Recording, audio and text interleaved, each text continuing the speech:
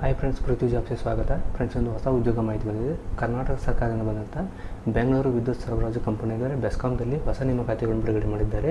ಈ ನೇಮಕಾತಿಗಳು ಯಾವ ನೇಮಕಾತಿಯಾಗಿದೆ, ಇಲ್ಲಿರ್ತಕ್ಕಂಥ ಎಷ್ಟು ಹುದ್ದೆ ಖಾಲಿವೆ, ಅರ್ಜಿಯನ್ನು ಸಲ್ಲಿಸುವುದು ಹೇಗೆ, ಆನ್ಲೈನ್ ಮೂಲಕ ಇದೆಯೋ ಹೇಗಿದೆಯೋ, ಆಮೇಲೆ ಇಲ್ಲಿರ್ತಕ್ಕಂಥ ಹುದ್ದೆಗಳು ಯಾವುವು, ಸ್ಯಾಲ್ರಿ ಯಾವ ರೀತಿ ಇರುತ್ತೆ, ಅಪ್ಲಿಕೇಶನ್ ಹಾಕೋದು ಹೇಗೆ, ಯಾವಾಗ ಡೇಟಾ ಓಪನ್ ಆಗುತ್ತೆ, ಯಾವಾಗ ಕ್ಲೋಸ್ ಆಗುತ್ತೆ, ವಯೋಮಿತಿ ಎಷ್ಟಿರುತ್ತೆ, ಆಮೇಲೆ ಫೀಸ್ ಯಾವ ರೀತಿ ಇರುತ್ತೆ, ಏನು ಮಾಹಿತಿ ಬಂದಿದೆ ಅಂತ ತಮಗೆ ಈ ವಿಡಿಯೋದಲ್ಲಿ ಸಂಪೂರ್ಣ ಮಾಹಿತಿ ಹೇಳ್ತೀನಿ.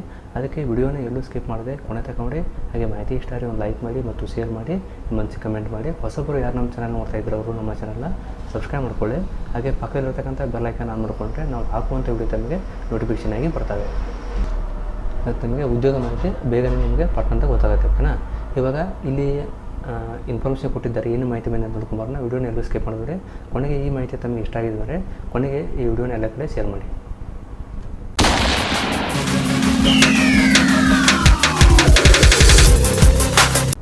ನೋಡಿ ಫ್ರೆಂಡ್ಸ್, ಇದು ಬೆಸ್ಕಾಮ್ದು ಆಫೀಷಿಯಲ್ ವೆಬ್ಸೈಟ್ ಆಗಿದೆ. ಬೆಂಗಳೂರು ವಿದ್ಯುತ್ ಸರಬರಾಜು ಕಂಪನಿಯ ಬೆಸ್ಕಾಮ್ದು ನೇಮಕಾತಿ ಆಗಿದೆ.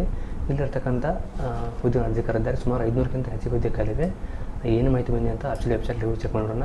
ಅವರು ಒಂದು PDF ಅನ್ನು ಕೊಟ್ಟಿದ್ದಾರೆ. PDF ಅಲ್ಲಿ ಏನು ಮಾಹಿತಿ ಬಂದಿದೆ ಅದನ್ನು ಕೂಡ ನೋಡೋಣ. ಕರೆಕ್ಟಾಗಿ ನೋಡಿಕೊಂಡು ತಾವು ಅರ್ಜಿಯನ್ನು ಸಲ್ಲಿಸಬಹುದಾಗಿದೆ. ಇದಕ್ಕೆ ಯಾರು ಅರ್ಹರಾಗಿದ್ದೀರಾ ಅವರು ಮಾತ್ರ ಅರ್ಜಿಯನ್ನು ಸಲ್ಲಿಸ್ಬೋದು. ಅದಕ್ಕೆ ವಿಡಿಯೋನ ಎಲ್ಲೂ ಸ್ಕಿಪ್ ಮಾಡಿದೆ ನೋಡಿ. ಆಮೇಲೆ ಮಾಹಿತಿಯ ಮುಂದೆ ಕ್ಲಿಯರ್ ನೋಡಿಕೊಂಡು ಆಮೇಲೆ ಅರ್ಜಿಯನ್ನು ಸಲ್ಲಿಸ್ಬೋದು. ಇಲ್ಲಿ ಅವರು ಒಂದು PDF ಕೊಟ್ಟಿದ್ದಾರೆ ನೋಡಿ. ಈ ರೀತಿ PDF ಕೊಟ್ಟಿದ್ದಾರೆ. ಬೆಂಗಳೂರು ವಿದ್ಯುತ್ ಸರಬರಾಜು ಕಂಪನಿಯ ನೇಮಿತ ಅಂತ ಕೊಟ್ಟಿದ್ದಾರೆ. ಬೆಸ್ಕಾಮ್ ನೇಮಕಾತಿ ಆಗಿದೆ. ಇಲ್ಲಿ 28/1/2025 ಮಾಹಿತಿ ಪ್ರಕಟವಾಗಿದೆ. ಇದು ಶಿಕ್ಷಕ ತರಬೇತಿ ಸೂಚನೆ ಅಂದರೆ ಇದು ಬೆಸ್ಕಾಮ್ನಲ್ಲಿ ಅಪ್ರೆಂಟಿಸ್ ಹುದ್ದೆಗಳಾಗಿವೆ. ಓಕೆನಾ? ಅಪ್ರೆಂಟಿಸ್ ಕಾಯ್ದೆ 1961 ಅಡಿಯಲ್ಲಿ 2024-25ನೇ ಸಾಲಿನ 1 ವರ್ಷ ಅವಧಿಯ ಅಪ್ರೆಂಟಿಸ್ ತರಬೇತಿ ಪಡೆಯಲು ಆನ್ಲೈನ್ ಮೂಲಕ ಕರ್ನಾಟಕ ರಾಜ್ಯಕ್ಕೆ ಸೇರಿದ ಅರ್ಹ ಪದವೀಧರರ ಹಾಗೂ ಡಿಪ್ಲೊಮಾ ಅಭ್ಯರ್ಥಿಗಳಿಂದ ಅರ್ಜಿಗಳನ್ನು ಈ ಕೆಳಗೆ ಕೊಟ್ಟಿರುವಂತೆ ಬೆಂಗಳೂರು ವಿದ್ಯುತ್ ಸರಬರಾಜು ಕಂಪನಿ ನೇಮತಿಯಿಂದ ಆಹ್ವಾನಿಸಲಾಗಿದೆ. ಇದು ಡಿಪ್ಲೊಮಾ ಮತ್ತು ಡಿಗ್ರಿ ಆದಂಥ ಅಭ್ಯರ್ಥಿಗಳಿಗೆ ಬೆಸ್ಕಾಮ್ದಲ್ಲಿ ಅಪ್ರೆಂಟಿಸ್ ಹುದ್ದೆಯನ್ನು ಅರ್ಜಿ ಕರೆದಿದ್ದಾರೆ. ತಾವು ಯಾರು ಡಿಗ್ರಿ ಮುಗಿಸಿದ್ದಾರೆ ಹಾಗೂ ಡಿಪ್ಲೊಮಾ ಮುಗಿಸಿದ್ದಾರೆ ನೋಡ್ಕೊಂಡು ಅರ್ಜಿಯನ್ನು ಸಲ್ಲಿಸ್ಬೋದು. ಅವರು ಮಾತ್ರ ಅರ್ಹರಾಗಿರ್ತಾರೆ. ಇಲ್ಲಿ ಕೆಳಗಡೆ ಏನು ಮಾಹಿತಿ ಬಂದಿದೆ ಅಂದರೆ ಇಲ್ಲಿ ಕ್ರಮ ಸಂಖ್ಯೆ ಕೊಟ್ಟಿದ್ದಾರೆ, ವರ್ಗಗಳು, ಅಪ್ರೆಂಟಿಸ್ ಸಂಖ್ಯೆಗಳು, ಮಾಸಿಕ ವೇತನ, ತರಬೇತಿ ಅವಧಿ ಕೊಟ್ಟಿದ್ದಾರೆ. ಮೊದಲನೇದಾಗಿ BE BTech E&E ಇಂಜಿನಿಯರ್ ಆದರೂ 131 ಹುದ್ದೆ ಖಾಲಿವೆ. ಇವರಿಗೆ ಮಾಸಿಕ ವೇತನ ಸ್ಟೈಪಂಡ್ ಬಂದ್ಬಿಟ್ಟು 9,008 ಇರುತ್ತೆ. ಕಾಲಾವಧಿ 1 ವರ್ಷ ಮಾತ್ರ ಇರುತ್ತದೆ ಎಲ್ಲರಿಗೂ. ಆಮೇಲೆ BA BSc BCom BBA BCA BBM BE BTech E&E engineering ಹೊರತುಪಡಿಸಿ ಕೊಟ್ಟಿದ್ದಾರೆ. ಇವರಿಗಷ್ಟೇ 305 ಹುದ್ದೆ ಖಾಲಿವೆ. ಇವರಿಗೆ 9,008 ಪರ್ ಮಂತ್ ಸ್ಟೈಪಂಡ್ ಇರುತ್ತೆ. ಇನ್ನು ಡಿಪ್ಲೊಮಾ ಆಲ್ ಬ್ರಾಂಚಸ್, ಡಿಪ್ಲೊಮಾದಲ್ಲಿ ತಾವು ಯಾವ ಮಾಡಿದ್ದಾರೆ ಅದರಲ್ಲಿ ಯಾವುದೇ ಬ್ರಾಂಚಲ್ಲಿ ಅವರು ಅಪ್ಲೈ ಮಾಡ್ಬೋದು. 75 ಹುದ್ದೆ ಖಾಲಿ ಅವರಿಗೆ 8,000 ಮಾಸಿಕ ವೇತನ ಸಿಗುತ್ತೆ. ಇಲ್ಲಿ ಇರತಕ್ಕಂಥ ಒಟ್ಟು ಹುದ್ದೆಗಳು 510 ಖಾಲಿ ಹುದ್ದೆ. ಒಟ್ಟಾಗಿ 510 ಪೋಸ್ಟ್ ಖಾಲಿ ಅಂತ ಕೊಟ್ಟಿದ್ದಾರೆ. ಇನ್ನು ಅವಶ್ಯಕವಾದ ಅರ್ಹತೆ ಕೊಟ್ಟಿದ್ದಾರೆ. ರಾಜ್ಯ ಸರ್ಕಾರ, ಕೇಂದ್ರ ಸರ್ಕಾರ AICTE ಇಂದ ಮಾನ್ಯತೆ ಪಡೆದ ಕರ್ನಾಟಕ ರಾಜ್ಯದಲ್ಲಿ ಸ್ಥಾಪಿತವಾದ ವಿಶ್ವವಿದ್ಯಾಲಯದ ಸಂಸ್ಥೆಯಿಂದ ಪದವಿಯನ್ನು ಪಡೆದಿರಬೇಕು ಮೊದಲನೇದಾಗಿ. ಆಮೇಲೆ ರಾಜ್ಯ ಸರ್ಕಾರ, ಕೇಂದ್ರ ಸರ್ಕಾರದಿಂದ ಮಾನ್ಯತೆ ಪಡೆದ ಕರ್ನಾಟಕ ರಾಜ್ಯದಲ್ಲಿ ಸ್ಥಾಪಿತವಾದ ಪಾಲಿಟೆಕ್ನಿಕ್ ಕಾಲೇಜಿಂದ ಅಥವಾ ಸಂಸ್ಥೆಯಿಂದ 3 ವರ್ಷಗಳ ಡಿಪ್ಲೊಮಾ ಪಡೆದವರು ಮಾತ್ರ ಅರ್ಜಿಯನ್ನು ಸಲ್ಲಿಸಬಹುದು. ಇನ್ನು ಈ ಹುದ್ದೆಗೆ ಅರ್ಹತಾ ಮಾನದಂಡ ಕೊಟ್ಟಿದ್ದಾರೆ. ಇಲ್ಲಿ ಅರ್ಜಿ ಸಲ್ಲಿಸಲು ಅಂತಿಮ ದಿನಾಂಕದ ಮೊದಲು ಅಭ್ಯರ್ಥಿಯು ಪದವಿ ಡಿಪ್ಲೊಮಾ ಪ್ರಮಾಣಪತ್ರವನ್ನು ಅಥವಾ ಪ್ರೊವಿಷನಲ್ ಪದವಿ ಡಿಪ್ಲೊಮಾ ಪ್ರಮಾಣಪತ್ರವನ್ನು ಹೊಂದಿರಬೇಕು. ಡಾಕ್ಯುಮೆಂಟ್ ಬೇಕಂತ ಕೊಟ್ಟಿದ್ದಾರೆ, ಸರ್ಟಿಫಿಕೇಟು. ಅಭ್ಯರ್ಥಿಯು ಕನಿಷ್ಠ ಅಂಕಗಳು ಗಳಿಸಿ ಪದವಿ ಡಿಪ್ಲೊಮಾವನ್ನು ಜನವರಿ 2020 ನಂತರ ಅವಧಿಯಲ್ಲಿ ಪಡೆದಿರಬೇಕು. 2020ರಲ್ಲಿ ಪಾಸಾಗಿರಬೇಕು, ಸರ್ಟಿಫಿಕೇಟ್ ಬರಬೇಕು, ಅವರ ಪ್ರಮಾಣವನ್ನು ಕೊಟ್ಟಿದ್ದಾರೆ.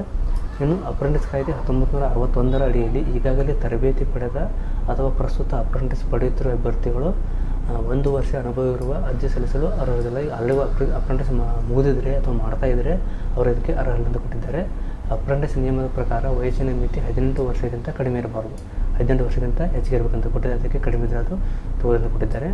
ಇನ್ನು ಅಪ್ರೆಂಟಿಸ್ ಕಾಯ್ದೆ SC ST ಅವರಿಗೆ OBC ಮೀಸಲಾತಿ ನೀಡಿರುವ ಮಾರ್ಗಸೂಚಿಗಳಿಗೆ ಅನುಗುಣವಾಗಿ ಮೀಸಲಾತಿಯನ್ನು ನೀಡಲಾಗುವುದು. ಆನ್ಲೈನ್ ಅರ್ಜಿಯನ್ನು ಸಲ್ಲಿಸುವ ಸಮಯದಲ್ಲಿ ಅಭ್ಯರ್ಥಿಗಳು ನೀಡಿರುವ ಮೀಸಲಾತಿಯನ್ನು ಮಾತ್ರ ಪರಿಗಣಿಸಲಾಗುವುದು.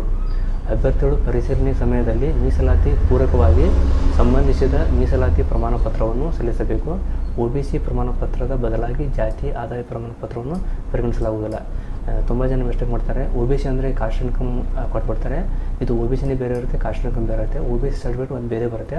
ಅದನ್ನು ತಾವು ನಿಮ್ಮ ಇದು ನಾಟಕ ಕಚೇರಿ ಹೋಗಿ ಸಲ್ಲಿಸ್ಬೋದು. ಅಥವಾ ನಿಮ್ಮ ಊರಲ್ಲಿ ಆನ್ಲೈನ್ ಸೆಂಟರ್ ಇದ್ದರೆ CH ಅಥವಾ ಗ್ರಾಮೀಣ ಯಾವುದಾದ್ರು ಇದ್ದರೆ ಅಲ್ಲಿ ಹೋಗಿ OBC ಸರ್ಟಿಫಿಕೇಟ್ನ ಅರ್ಜಿ ಸಲ್ಲಿಸಬೇಕಾಗುತ್ತೆ. ಅದು ಪ್ರೊಸೀಜರ್ ಇರುತ್ತೆ. ಅದನ್ನು ಅರ್ಜಿ ಸಲ್ಲಿಸಿದ ನಂತರ ಆ ಸರ್ಟಿಫಿಕೇಟ್ ಬೇಕಾಗುತ್ತೆ. ಅದನ್ನು ತೊಗೊಂಡು ತಾವು ಅರ್ಜಿಯನ್ನು ಸಲ್ಲಿಸ್ಬೋದು. ಆಮೇಲೆ ಒಂದು ವೇಳೆ ಸೂಕ್ತ ಪ್ರಮಾಣ ಪತ್ರವನ್ನು ಸಲ್ಲಿಸಲು ವಿಫಲವಾದಲ್ಲಿ ಅಭ್ಯರ್ಥಿಗಳ ಮೀಸಲಾತಿ ಹಕ್ಕನ್ನು ಸಾಮಾನ್ಯ ವರ್ಗಕ್ಕೆ ಪರಿಗಣಿಸಲಾಗುವುದು. ನೀವು ಕರೆಕ್ಟ್ ಡಾಕ್ಯುಮೆಂಟ್ ಹಾಕಿಲ್ಲ ಅಂದರೆ ನಿಮಗೆ ಜನರಲ್ ಅಂತ ಕನ್ಸಿಡರ್ ಆಗುತ್ತೆ ಅಂತ ಕೊಟ್ಟಿದ್ದಾರೆ. ಇನ್ನು ಕನಿಷ್ಠ ದೈಹಿಕ ಗುಣಮಟ್ಟ ಫಿಸಿಕಲಾಗಿ ಯಾವ ಇರಬೇಕಂತ ಕೊಟ್ಟಿದ್ದಾರೆ. ಅಭ್ಯರ್ಥಿ ಯಾವುದೇ ಅಂಟು ರೋಗ ಅಥವಾ ಸಾಂಕ್ರಾಮಿಕ ಕಾಯಿಲೆ ಪುರಾವೆಗಳಿಂದ ಮುಕ್ತನಾಗಿರಬೇಕು. ಅಭ್ಯರ್ಥಿಯು ಸೇವೆಯಿಂದ ಉಲ್ಬಣಗೊಳ್ಳುವ ಅಥವಾ ಸೇವೆಗೆ ಅನರ್ಹವಾಗುವ ಅಥವಾ ಸಾರ್ವಜನಿಕರ ಆರೋಗ್ಯಕ್ಕೆ ಅಪಾಯವನ್ನು ಉಂಟು ಮಾಡುವ ಯಾವುದೇ ಕಾಯಿಲೆಯಿಂದ ಬಳಲುತ್ತಿರಬಾರದು. ಅಪ್ರೆಂಟಿಸ್ ಕಾಯ್ದೆ ಅಧಿಸೂಚಿ 2ರಲ್ಲಿ ನೀಡಿರುವ ಕ್ಷಯರೋಗ ಕಾಯಿಲೆ ಸಕ್ರಿಯತೆ ಪುರಾವೆ ಅಥವಾ ಅದರ ಆರೋಗ್ಯ ಸಮಸ್ಯೆಯಿಂದ ಮುಕ್ತನಾಗಿರಬೇಕು.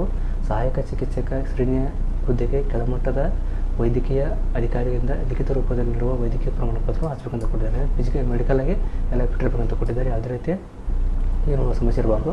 ಆಮೇಲೆ ತರಬೇತಿ ಅವಧಿ ಅಪ್ರೆಂಟಿಸ್ ಕಾಯ್ದೆ 1961ರ ಅಪ್ರೆಂಟಿಸ್ ಕಾಯ್ದೆ 1 ವರ್ಷ ಅವಧಿಯಿಂದ ಕೊಟ್ಟಿದ್ದಾರೆ. ಇದು ಅಪ್ರೆಂಟಿಸ್ ಕೇವಲ 1 ವರ್ಷ ಮಾತ್ರ ಇರುತ್ತದೆ. ಇನ್ನು ಇಲ್ಲಿ ಆಯ್ಕೆ ವಿಧಾನ ಕೊಟ್ಟಿದ್ದಾರೆ. ಬೋರ್ಡ್ ಆಫ್ ಅಪ್ರೆಂಟಿಸ್ ಟ್ರೈನಿಂಗ್ ದಕ್ಷಿಣ ಕ್ಷತ್ರಿಯ ಅವರಿಗೆ ಆನ್ಲೈನ್ ಅರ್ಜಿ ದತ್ತಾಂಶದಿಂದ ಅಭ್ಯರ್ಥಿಗಳು ಕಿರುಪಟ್ಟಿಯನ್ನು ತಯಾರಿಸುವ ಕೆಲಸವನ್ನು ವಹಿಸಲಾಗುವುದು.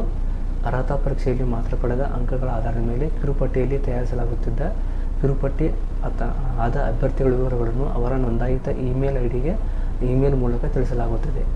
ದಾಖಲಾತಿಗಳ ಪರಿಶೀಲನೆಗೆ ಉಪಪ್ರಧಾನ ವ್ಯವಸ್ಥಾಪಕರ ಅವರ ಕಚೇರಿ ಮಾನವ ಸಂಪನ್ಮೂಲ ಅಭಿವೃದ್ಧಿ ಕೇಂದ್ರ, ಬೆಂಗಳೂರು ವಿದ್ಯುತ್ ಸರಬರಾಜು ಕಂಪನಿ, ಟ್ರೀ ಪಾರ್ಕ್ ಎದುರು, BGS ವರ್ಲ್ಡ್ ಸ್ಕೂಲ್ ಹಿಂಭಾಗ, MBA ರಸ್ತೆ, ರಾಮನಗರ. ಇಲ್ಲಿ ನಂಬರ್ ಕೊಟ್ಟಿದ್ದಾರೆ. ಅವರು ಕಚೇರಿಗೆ ಅಭ್ಯರ್ಥಿಯನ್ನು ಖುದ್ದಾಗಿ ಹಾಜರಾಗಬೇಕಂತ ಕೊಟ್ಟಿದ್ದಾರೆ. ಆಯ್ಕೆ ವಿಧಾನ ಇರುತ್ತೆ. ಸರಿ ನೋಡ್ಕೊಳ್ಳಿ ಅದನ್ನು. ಇನ್ನು ಅರ್ಜಿಗಳು ನೋಂದಣಿ ಮಾಡುವ ಸಲ್ಲಿಸುವ ವಿಧಾನ ಇಲ್ಲಿ ಸ್ಟೆಪ್ ಕೊಟ್ಟಿದ್ದಾರೆ. ಯಾವ ರೀತಿ ಸ್ಟೆಪ್ ಇದೆ ಅಂದರೆ ಮೊದಲನೇದಾಗಿ ಸ್ಟೆಪ್ 1 ಕೊಟ್ಟಿದ್ದಾರೆ. ಸ್ಟೆಪ್ 2 ಇಲ್ಲಿ ವೆಬ್ಸೈಟ್ಗೆ ಹೋಗಬೇಕು. ಕ್ಲಿಕ್ ಟು ಸ್ಟೂಡೆಂಟು ಇದೆಲ್ಲ ತಮಗೆಲ್ಲ ಗೊತ್ತಿರುತ್ತೆ ಯಾವ ರೀತಿ ಇರುತ್ತೆ ಅಂತ. ಆಮೇಲೆ ಪಾರ್ಟ್ B ಇರುತ್ತೆ. ಇದು ಕಡೆ ಬಂದು ಪಾರ್ಟ್ ಎದಲ್ಲಿ ಪಾರ್ಟ್ 2 P ಈ ರೀತಿ 6 ಸ್ಟೆಪ್ ಕೊಟ್ಟಿದ್ದಾರೆ. ಇವೆಲ್ಲ ಸ್ಟೆಪ್ನ ತಾವು ಕ್ಲಿಯರ್ ಮಾಡ್ಕೊಂಡು ಕರೆಕ್ಟಾಗಿ ಅರ್ಜಿಯನ್ನು ಸಲ್ಲಿಸಬೇಕಾಗುತ್ತೆ. ಇದನ್ನು ಲಿಂಕಲ್ಲಿ ಕೂಡ ಕೊಟ್ಟಿದ್ದೀನಿ.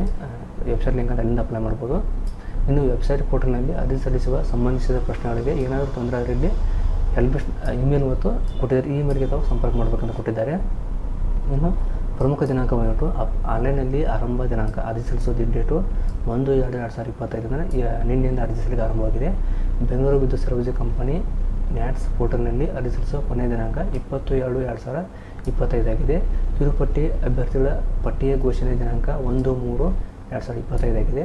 ಮಾನವ ಸಂಪನ್ಮೂಲ ಅಭಿವೃದ್ಧಿ ಬೆಂಗಳೂರು ವಿದ್ಯುತ್ ಸರಬರಾಜು ಕಂಪನಿಯ ಟ್ರೀ ಪಾರ್ಕ್ ಎದುರು, BGS ವರ್ಲ್ಡ್ ಸ್ಕೂಲ್ ಹಿಂಭಾಗ, BM ರಸ್ತೆ, ರಾಮನಗರಲ್ಲಿ ವಿಳಾಸದಲ್ಲಿ ಕಿರುಪಟ್ಟಿ ಅಭ್ಯರ್ಥಿಗಳ ದಾಖಲೆ ಪರಿಶೀಲನೆ ಕೊಟ್ಟಿದ್ದಾರೆ. ಆಲ್ ಪ್ಲೇಸಿಗೆ ತಾವು ಡಾಕ್ಯುಮೆಂಟ್ ವೆರಿಫಿಕೇಷನ್ ಹೋಗಿ ಕೊಟ್ಟಿದ್ದಾರೆ. ದಿನಾಂಕ ಬಂದ್ಬಿಟ್ಟು 10/3/2025ರಿಂದ 12/3/2025 ಆಗಿರ್ತದೆ. ಯಾವುದಾದ್ರೂ ಕೆಲಸದ ದಿನಗಳಲ್ಲಿ ಸಮಯ ಬೆಳಗ್ಗೆ 11 ಗಂಟೆ 4 ಗಂಟೆವರೆಗೆ ಅವಕಾಶ ಕೊಟ್ಟಿದ್ದಾರೆ. ತಾವು ಇಲ್ಲಿ ಇದಕ್ಕೂ ಏನದು ಡಾಕ್ಯುಮೆಂಟ್ ವೆರಿಫಿಕೇಷನ್ ಹೋಗಬೇಕಾಗುತ್ತೆ. ಇಲ್ಲಿ ವೆಬ್ಸೈಟ್ ಲಿಂಕನ್ನು ಕೂಡ ಕೊಟ್ಟಿದ್ದಾರೆ. ಇಲ್ಲಿಂದ ಅರ್ಜಿಯನ್ನು ಸಲ್ಲಿಸ್ಬೋದು. ಇನ್ನು ಕೆಲವು ಸಾಮಾನ್ಯ ಸೂಚನೆ ಕೊಟ್ಟಿದ್ದಾರೆ. ಅದನ್ನು ಅಭ್ಯರ್ಥಿಯು ಕರ್ನಾಟಕದವರಾಗಿರಬೇಕು. ಅಭ್ಯರ್ಥಿಯು ಕನ್ನಡ ಭಾಷೆ ಓದಲು ಮತ್ತು ಬರೆಯಬೇಕು ಅಂತ ಕೊಟ್ಟಿದ್ದಾರೆ. ಪ್ರಯಾಣ ವೆಚ್ಚ, ಭೋಜನ ವ್ಯವಸ್ಥೆ, ಅಪ್ರೆಂಟಿಸ್ ಬಗ್ಗೆ ಮಾಹಿತಿಯನ್ನು ಕೊಟ್ಟಿದ್ದಾರೆ. ಇದನ್ನು ಓದ್ಕೊಂಡು ಅರ್ಜಿಯನ್ನು ಸಲ್ಲಿಸ್ಬೋದು. ಇದನ್ನು ಕರೆಕ್ಟಾಗಿ ನೋಡ್ಕೊಳ್ಳಿ. ಎಲ್ಲ ಪಾಯಿಂಟ್ಸ್ ಓದ್ಕೊಂಡು ಆಮೇಲೆ ಅರ್ಜಿನ ನಿಮಗೆ ಸಲ್ಲಿಸಿ. ಇಲ್ಲಿ ಯಾವುದೇ ಸ್ಪಷ್ಟೀಕರಣ ಅಭ್ಯರ್ಥಿಗಳು ಇಮೇಲ್ ಮೂಲಕ ಸಂಪರ್ಕಿಸುತ್ತಾರೆ. ಇಲ್ಲಿ ಇಮೇಲ್ ಕೊಟ್ಟಿದ್ದಾರೆ, ಕಡೆ ಕಾಂಟ್ಯಾಕ್ಟ್ ನಂಬರ್ ಕೂಡ ಕೊಟ್ಟಿದ್ದಾರೆ. ಇದಕ್ಕೆ ನೀವು ಹೆಚ್ಚಿನ ಮಾಹಿತಿಗಾಗಿ ಏನಾದರೂ ನಿಮ್ಮ ತೊಂದರೆಗಳಿದ್ದರೆ ನೇರವಾಗಿ ಅವ್ರಿಗೆ ಕಾಲ್ ಮಾಡಿ ಮಾಹಿತಿಯನ್ನು ಪಡ್ಕೋಬೋದು. ಎಷ್ಟು ಇನ್ಫಾರ್ಮೇಷನ್ ಕೊಟ್ಟಿದ್ದಾರೆ. ಇನ್ನು ಇಲ್ಲಿ ಅರ್ಜಿ ಸಲ್ಲಿಸಬೇಕಂದ್ರೆ ಈ ರೀತಿ ಲಿಂಕ್ ಇದೆ. ಇದು ಅಪ್ರೆಂಟಿಸ್‌ದ ಲಿಂಕ್ ಇದೆ. ಇಲ್ಲಿ ಈ ಲಿಂಕ್ ನೇರವಾಗಿ ತಾವು ಓಪನ್ ಮಾಡ್ಕೋಬೇಕಾಗುತ್ತೆ. ಓಪನ್ ಮಾಡ್ಕೊಂಡು ಇಲ್ಲಿಂದ ಅರ್ಜಿಯನ್ನು ಸಲ್ಲಿಸ್ಬೋದು. ಇಲ್ಲಿ ಸ್ಟೂಡೆಂಟ್ ಅದನ್ನ ಕೊಟ್ಟಿದ್ದಾರೆ. ಸ್ಟೂಡೆಂಟ್ಗೆ ಫಸ್ಟ್ ರಿಜಿಸ್ಟರ್ ಮಾಡ್ಕೋಬೇಕಾಗುತ್ತೆ. ರಿಜಿಸ್ಟರ್ ಮಾಡ್ಕೊಂಡು ಈ ರೀತಿ ಬರುತ್ತೆ. ಸ್ಟೂಡೆಂಟ್ ಲಾಗಿನ್ ಅಂತ ಮೊದಲಿಗೆ ಸ್ಟೂಡೆಂಟ್ ರಿಜಿಸ್ಟರ್ ಬರುತ್ತೆ. ನೀವು ಆಲ್ರೆಡಿ ರಿಜಿಸ್ಟರ್ ಆಗಿದ್ದರೆ ನೇರವಾಗಿ ಹಾಕಬಹುದು, ಅಥವಾ ಇಲ್ಲ ಫಸ್ಟ್ ಟೈಮ್ ಹಾಕಿದ್ರೆ ಇಲ್ಲಿ ರಿಜಿಸ್ಟರ್ ಅಂತ ಕಾಣ್ತಿದ್ದಿಲ್ಲ. ಇಲ್ಲಿ ಕ್ಲಿಕ್ ಮಾಡ್ಕೊಂಡು ರಿಜಿಸ್ಟ್ರೇಷನ್ ಪೇಜ್ ಓಪನ್ ಆಗುತ್ತೆ. ಇಲ್ಲಿ ಕ್ಲಿಯರಾಗಿ ಎಲ್ಲವನ್ನೂ ಏನು ಕೊಟ್ಟಿದೆ ಎಲ್ಲವೂ ಕರೆಕ್ಟಾಗಿ ಫಿಲ್ಅಪ್ ಮಾಡಿ ಎಸ್ ಅಂತ ಇದು ಓದ್ಕೊಳ್ಳಿ. ಎಲ್ಲವೂ ಆಧಾರ್ ಕಾರ್ಡ್ ಇದೆ ಅಂತ ಕೇಳ್ತೀವಿ. Yes valid personal email ID, mobile number, passport size photo, Aadhaar seeding, mapping, qualifying degree ಎಲ್ಲವನ್ನೂ ಕೇಳಿದ್ದಾರೆ. ಎಸ್ ಅಂತ ಹಾಕಿ ಎಸ್ ಅಂತ ಕೊಟ್ಟರೆ ಈ ರೀತಿ ಬರುತ್ತೆ. ಇಲ್ಲಿ ನಿಮ್ಮ ಇಮೇಲು ಮತ್ತು ಫೋನ್ ನಂಬರ್ಗೆ ಎರಡಕ್ಕೂ OTP ಹೋಗುತ್ತೆ. OTP ನಂತರ ಪ್ರೊಸೀಜರ್ ಮುಂದೆ ಹೋಗುತ್ತೆ. ರಿಜಿಸ್ಟರ್ ಮಾಡ್ಕೊಂಡು ಮತ್ತೆ ತಿರುಗಾಗಿ ಬಂದು ಲಾಗಿನ್ ಮಾಡ್ಕೊಂಡು ಅರ್ಜಿಯನ್ನು ಸಲ್ಲಿಸಬಹುದಾಗಿದೆ. ಓಕೆ ಫ್ರೆಂಡ್ಸ್, ಇದು ಬೆಂಗಳೂರು ವಿದ್ಯುತ್ ಸರಬರಾಜು ಕಂಪನಿಯ ಬೆಸ್ಕಾಂದ ಒಂದು ಅಪ್ರೆಂಟಿಸ್ ನೇಮಕಾತಿ ಬಗ್ಗೆ ಸಣ್ಣ ಮಾಹಿತಿ ಆಗಿತ್ತು. ತಮಗೆ ಈ ಮಾಹಿತಿ ಇಷ್ಟ ಆಗಿದೆ ಅನ್ಕೋತೀನಿ. ದಯವಿಟ್ಟು ಇಷ್ಟ ಆದರೆ ಒಂದು ಲೈಕ್ ಮಾಡಿ ಮತ್ತು ಶೇರ್ ಮಾಡಿ, ನಿಮ್ಮ ಅನಿಸಿಕೆ ಕಮೆಂಟ್ ಮಾಡಿ. ಫ್ರೆಂಡ್ಸ್, ವಿಡಿಯೋ ನೋಡೋಕ್ಕೆ ತುಂಬ ಧನ್ಯವಾದಗಳು. Thanks for watching. Jai Hind, Jai Karnataka.